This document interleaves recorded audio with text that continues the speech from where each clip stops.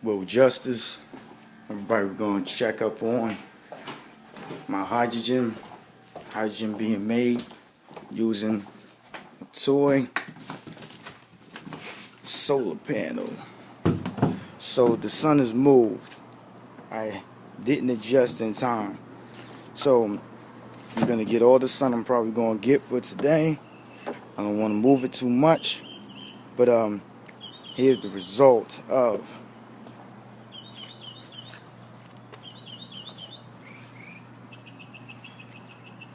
see the bubbles inside there. There are bubbles inside this jar. Now, the reason why we're able to see the bubbles the way they are is because I have put some detergent inside there, some regular dish detergent, right? We see this is forming, the bubbles are forming inside. Now the water is cloudy. The water is cloudy because there's rust coming off of the positive end. Right, now the positive end, I'm gonna remind you, is the one with the green wire. These two wires are not touching each other inside, they're just completing the current. And the current is flowing through the salt water itself. The salt actually helps the current move along. It gives it more power. Now, you see that we have created some hydrogen. It's pure hydrogen. It's not, I didn't let any air into it. The air inside of that is actually the hydrogen that's separated from the oxygen molecule. H2O is 2 hydrogen molecules per 1 oxygen. So what's going on is the 2 hydrogen are separating from the 1 oxygen, and what you're left with, the oxygen goes to the positive side and starts to break down the positive wire, and it turns it into rust. It rusts the wire. It starts to eat away the wire. So what we have here, and then the hydrogen, the 2 hydrogen molecules go gather around the negative wire, which is what the negative wire is what I place under, or really inside, the preserve bottle.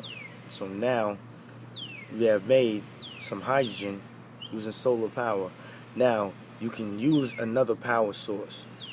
It is possible to use another power source. I use, which is not getting very much sun right now, but that is a solar panel.